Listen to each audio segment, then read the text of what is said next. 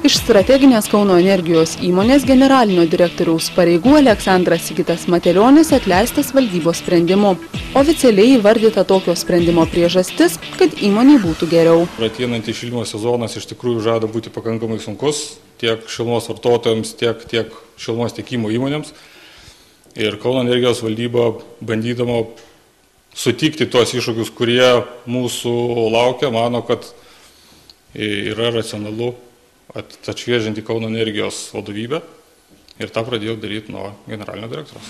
Miesto savivaldybė oficialią priežastį vardija kiek kitaip. Esą Matelionis atleistas, nes nesugebėjo susiderėti mažesnių šildymo kainų. Manome, kad nepatenkinama buvo vadovaujama įmoniai ir buvo galima surasti tiek vidinių, tiek išorinių rezervų, kad kaina nedidėtų taip drastiškai.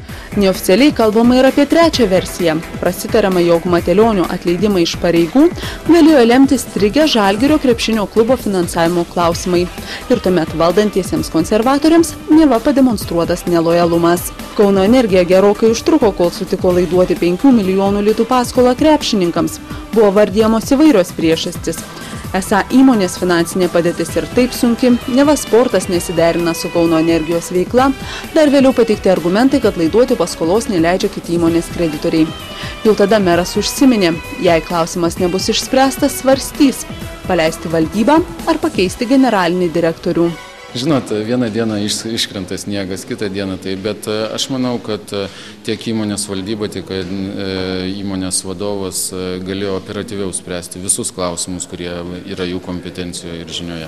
Opozicija net neabejojo, jog Kauno energijos direktorius pakeistas tik ieškant kaltųjų dėl iškilusių problemų tiek dėl šildymo kainų, tiek dėl Žalgirio. Nei Žalgirio klausimų, nei kainų klausimų jisai neturi jokio sprendimo teisės. Tai yra valdyba sudaryta Kupčinsko, tai jo yra valdyba, jisai praktiškai per savo atstovus derėsi, o kaltas dar kažkas kitas. Tai gerai, kad Matelionis nekaltas už potvynius Nile.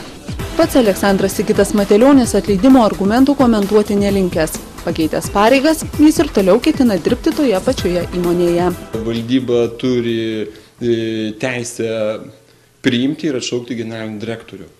Ir tai būtų mano kaip ir tokia nuomonė, kad jie pasielgia pagal įstatymą iš tikrųjų teisingai ir daugiau komentarų nenorėtųsi jokių daryti, nes, kaip jūs minėjote, tikrai įmonė tikrai nesustoja, jinai žengia į priekį ir mato savo perspektyvą ir ypatingai čia iš tikrųjų nieko neįvyko. Kauno energijos vadovas jau trečiasis per porą mėnesių iš pareigų atleistas savivaldybei priklausančios įmonės generalinis direktorius. Savo postų yra netekę Autrolio direktorius Tomas Jurgelėnas ir ilgametis Kauno švaros generalinis direktorius Petras Čiegis. Neabejojama, jog konservatoriams stojus ne tik prie miesto, bet ir prie valstybės valdžiaus vairo, tokie atleidimai ir pokyčiai strateginėse įmonėse ne paskutiniai. Reporterė Kristina Karlonė, Kaunas.